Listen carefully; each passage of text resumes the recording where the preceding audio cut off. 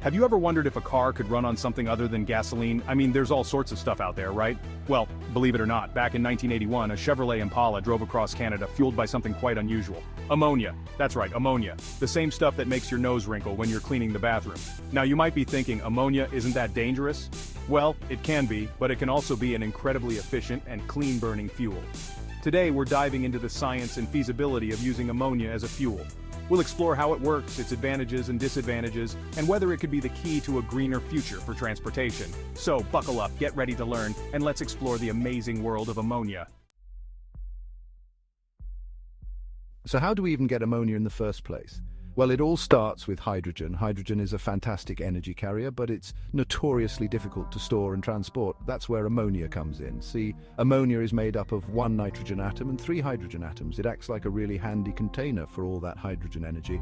Now, converting hydrogen to ammonia is a pretty neat process. It involves combining nitrogen from the air with hydrogen gas under high pressure and temperature using a special catalyst. Think of it like baking a cake, but instead of flour and sugar, we're using nitrogen and hydrogen. And instead of an oven, we're using a reactor. And the result, a whole lot of ammonia ready to be used as fuel. Now you might be curious about just how much hydrogen we're talking about. Well, according to Google, searches for hydrogen to ammonia have skyrocketed in the past year, showing just how much interest there is in this technology, and for good reason. It has the potential to revolutionize how we power our world. Okay, so we've got all this ammonia, but how do we actually use it to power a car? Well, it's all about converting that ammonia back into hydrogen. Think of it like unlocking the energy stored inside the ammonia molecule. And scientists have figured out some pretty clever ways to do just that. One method is called cracking. It's kind of like cracking an egg, but instead of yolk and white, we're releasing hydrogen gas. This involves heating the ammonia to a really high temperature, causing it to break down into its individual atoms. And voila, we've got hydrogen. Now, there's a ton of research going on in this area. If you check out PubMed or the American Journal of Science, you'll find all sorts of studies on ammonia to hydrogen conversion. Scientists are constantly finding new and more efficient ways to unlock the energy stored in ammonia. Now, here's where things get really interesting. Did you know that you can actually run a diesel engine on ammonia? That's right. Ammonia can be used as a fuel in internal combustion engines, just like gasoline or diesel, but there are some key differences. For starters, ammonia burns differently than traditional fuels. It doesn't produce any carbon dioxide, which is a major greenhouse gas. That means it's a much cleaner fuel source. However, it does produce some nitrogen oxides, which are also pollutants. So it's not a completely emissions-free solution, but the potential benefits are huge. Imagine a world where diesel engines, which are used in everything from trucks to ships, could run on a cleaner, more sustainable fuel. It could significantly reduce our reliance on fossil fuels and help combat climate change. Let's dive a little deeper into the process of converting ammonia back to hydrogen. It's a bit like a magic trick, but instead of pulling a rabbit out of a hat, we're pulling hydrogen out of ammonia. So how does it work? Well, one common method involves using a special type of reactor called a membrane reactor. This reactor contains a membrane that selectively allows hydrogen to pass through while blocking other gases. So when ammonia is fed into the reactor, it's broken down into hydrogen and nitrogen, and the hydrogen is separated out.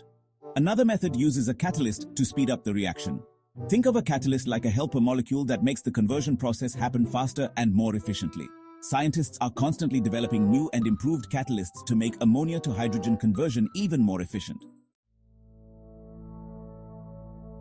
Now, let's compare ammonia and hydrogen as fuels. Both have their pros and cons. Hydrogen is incredibly clean burning. When it's used in a fuel cell, the only byproduct is water. But it's also really hard to store and transport. It's a gas, and it takes up a lot of space. Plus, it needs to be kept at really low temperatures, which can be tricky.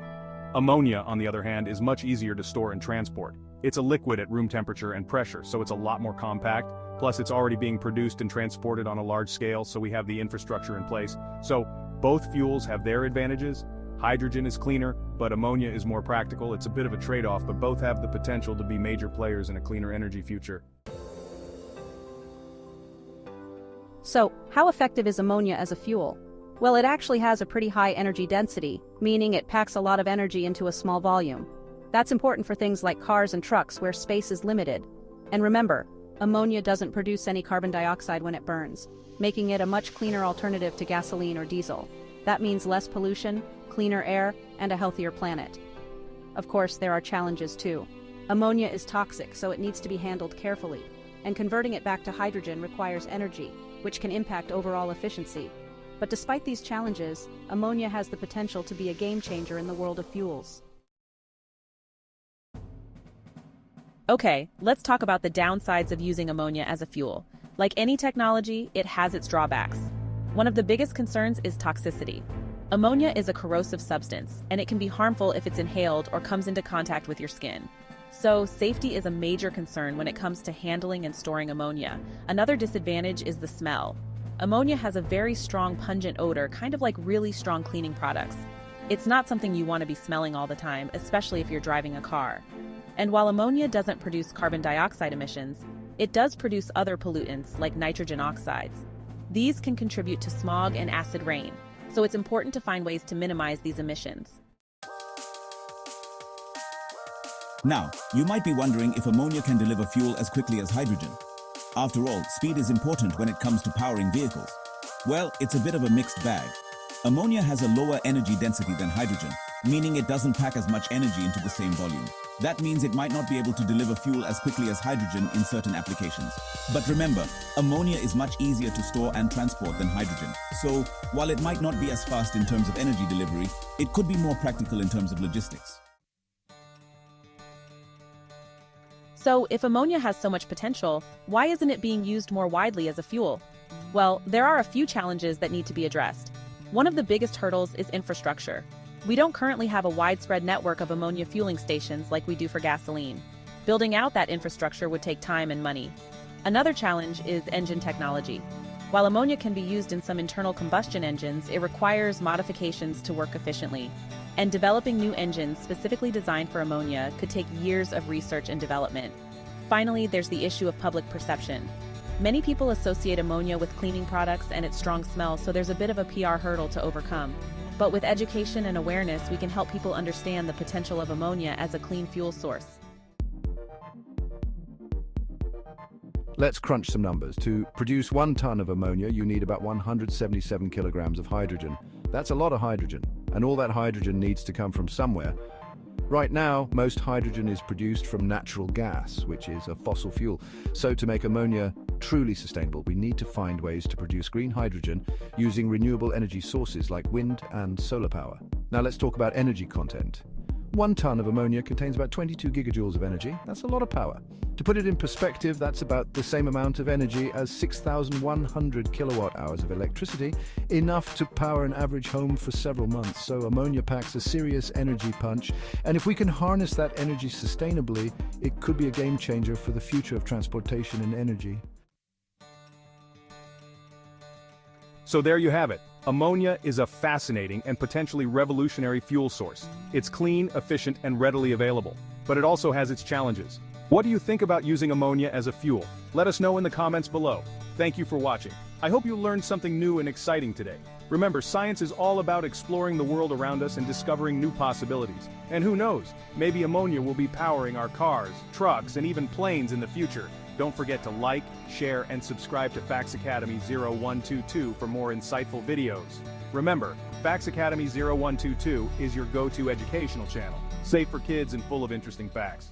Pause 2S. But before we wrap up, let's dive into some of the latest research on engine modifications required for using ammonia as fuel.